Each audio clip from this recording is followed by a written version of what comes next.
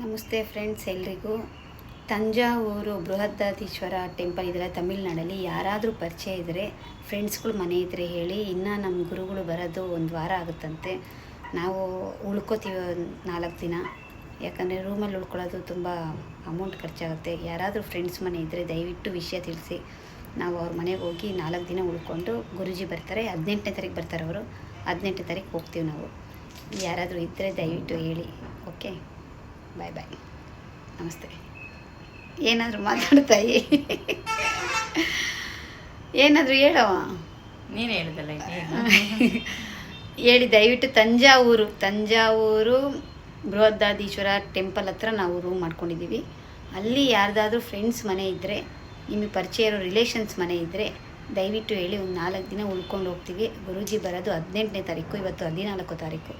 18ನೇ ತಾರೀಕುವರೆಗೂ ರೂಮಲ್ಲಿರೋದು ಕಷ್ಟ ಆಗುತ್ತೆ. ಯಾಕಂದರೆ ರೂಮ್ ಚಾರ್ಜ್ ತುಂಬ ಜಾಸ್ತಿ.